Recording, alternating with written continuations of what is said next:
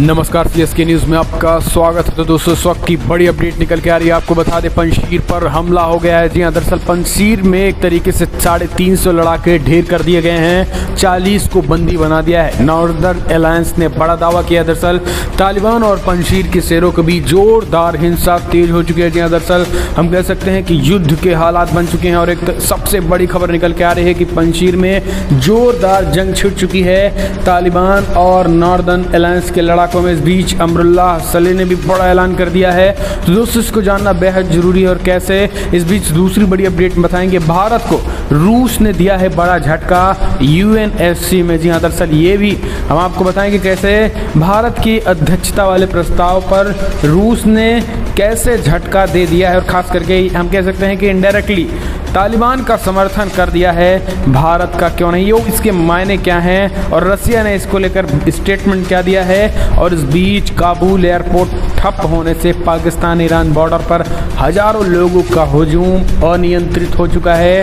अब बड़ी खबर निकल के आ रही है तालिबानियों की तरफ से, वो भी बताएंगे। लेकिन उससे पहले एक छोटा सा निवेदन, अगर आपने चैनल को अभी तक सब्सक्राइब नहीं किया तो चैनल को सब्सक्राइब करो। अगर आप भी मानते हैं कि मोदी के नेतृत्व में चीन और पाकिस्तान समेत तालिबान को करारा जवाब मिलेगा, इस वीडियो को लाइक करके अपना समर्थन दर्ज कर। दरअसल पहली बड़ी अपडेट निकल के आ रही है। पंजशीर पर हमला करने आए 350 लड़ाके, तालिबानी लड़ाके ढेर कर दिए गए हैं। जी हां, दरअसल पंजशीर को 3 तरफ से तालिबानियों ने घेरने का दावा किया और अपने सैकड़ों लड़ाकों को पंजशीर में भेज दिया है तालिबान ने। जिसके बाद नॉर्दर्न अलायंस ने बड़ा दावा करते हुए कहा कि हमने 350 तालिबानियों को ढेर कर दिया और 40 को कैद कर लिया है। दरअसल तालिबान एक तरफ दुनिया के सामने शांति से अफगानिस्तान में सरकार बनाने और उनके संचालन का दावा कर रहा है, लेकिन दूसरी ओर लगातार तालिबान के लड़ाकों द्वारा पंजशीर इलाकों में घुसपैठ की कोशिश की जा रही है।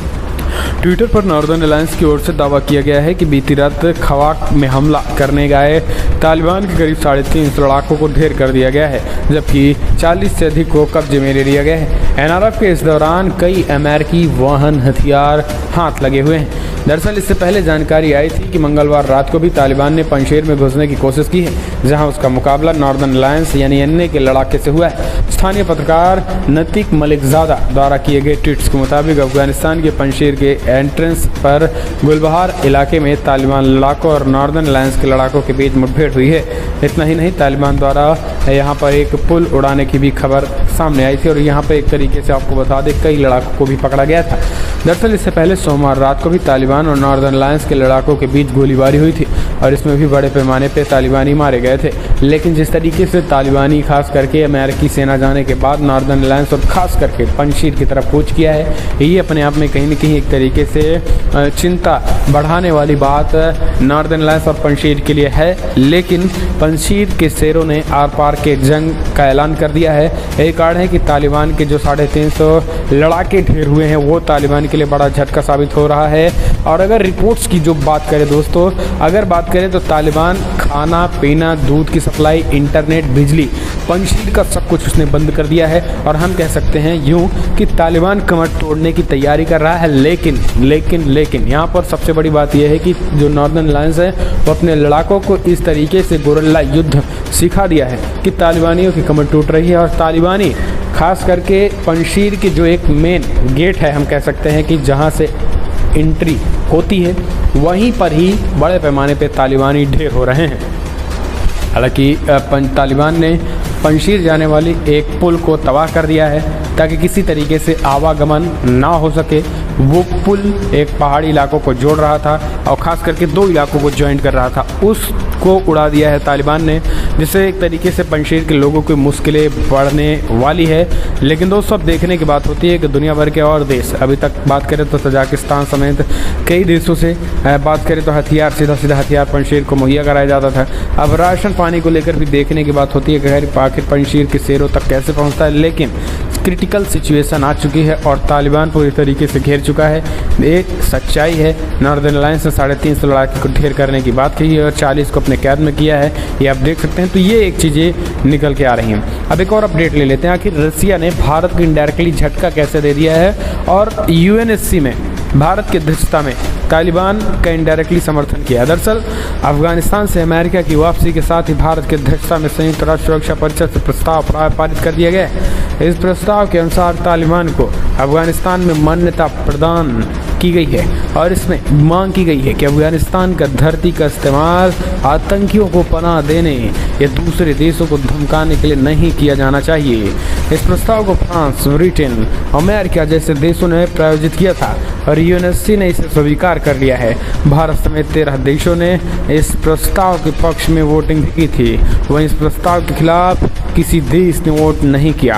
हालांकि वीटो धारक सदस्य रूस और चाइना ने इस प्रस्ताव से दूरी बनाई है। दोनों देश वोटिंग में गैर हाजिर रहे हैं। ये एक बड़ी खबर है।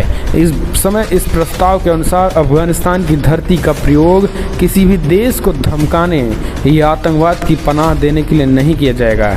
इसके अलावा अंतर्राष्ट्रीय समुदाय को तालिबान से उम्मीद है कि वो अफगानिस्तान के नागरिकों और विदेशियों के सुरक्षित और व्यवस्थित तरीके से निकालने में मदद करेगा। ये बड़ी खबर है, तो हम कह सकते हैं कि एक तरीके से बहुत बड़ी अपडेट। एक और बड़ी खबर ले लेते हैं। काबुल एयरपोर्ट ठप होने से पाकिस्तान ईरान बॉर्डर पर हजारों लोगों का हुजूम। रेस्क्यू के लिए ब्रिटेन कर रहा तालिबान से बातचीत। जी हाँ, अमेरिका की अफगानिस्तान में वापसी के बाद उन लोगों को काफ़ी परेशानी हो रही है जो मुल्क छोड़कर बाहर जाना चाहते हैं, क्योंकि अब काबुल का एयरपोर्ट तालिबान के कब्जे में है और अभी कोई अंतर्राष्ट्रीय फ्लाइट नहीं चल रही है। ऐसे में हजारों की संख्या में अफगानिस्तान नागरिक पाकिस्तान और ईरान के बॉर्डर का रुख कर रहे हैं ताकि देश से बाहर निकाला जा सके। समाचार एजेंसी रॉयटर्स के मुताबिक पाकिस्तान के खैबर पास बॉर्डर पर हजारों की संख्या में लोग अफगानिस्तान की ओर खड़े हैं जो पाकिस्तान में जाना चाहते हैं। ऐसा ही हाल अफगानिस्तान और ईरान की सीमा पे है जो अफगानिस्तान से ईरान जाना चाहते हैं। तो यूँ हम कह सकते हैं कि जो शरणार्थियों की चिंता है वो बढ़ चुकी है और शरणार्थी जो है बड़े पैमाने पे पाकिस्तान और ईरान की तरफ कूच कर रहे हैं। तो इससे सीधा सीधा अगर चिंता की बात है तो केवल अफगानिस्तान को लेकर ईरान और पाकिस्तान की बढ़ चुकी है। दरअसल पाकिस्तान इससे पहले ही अमेरिका को ये स्पष्ट कर चुका है कि हम किसी भी कीमत पर अफगान शरणार्थियों को नहीं लेंगे। यानी अफगानिस्तान शरणार्थियों को ना लेने की बात कहने वाले पाकिस्तान ने एक तरीके से अब उनके ही देश में बड़े पैमाने पर अफगानी जो है शरणार्थी के रूप में कूच करने की तैयारी कर रहे हैं। हालांकि दोस्तों आपको बता दें कि पाकिस्तान की सेना मुस्तैदी के साथ खड़ी है। अब ये वक्त बताएगा कि पाकिस्तान आखिर कैसे जा पाता है या फिर नहीं, लेकिन जो बड़ी अपडेट यही है कि पाकिस्तान अब पूरी तरीके से घिर चुका है और पाकिस्तान में बड़े पैमाने पे अफगानी जाने वाले हैं अफगानी शरणार्थी के रूप में। तो ये हालात है दोस्तों, वर्तमान सिचुएशन। इस बीच रसिया ने हमने आपको बताया कि कैसे रूस ने खास करके एक तरीके से इस चीज़ का समर्थन नहीं किया और रूस प्रस्ताव में अफगानिस्तान की धरती का प्रयोग किसी भी देश को धमकाने आतंकवाद को पनाह देने के लिए नहीं किया जा सके। इसको लेकर उन्होंने बात कही थी, भारत की तरफ से आश्वस्त किया गया था। हालांकि रशिया और चाइना ने इस यूएन में इस प्रस्ताव का समर्थन न किया न ही विरोध, उन्होंने बायकॉट कर दिया था वोटिंग से ही। तो इसे इनडायरेक्टली तालिबान का ही समर्थन माना गया। तो दोस्तों फिलहाल बड़ी खबर में इतना ही। पंजशीर के शेरों ने जिस तरीके से तालिबान का मुकाबला कर रहे हैं, एक लाइक तो उनसे बनता ही है। कमेंट के माध्यम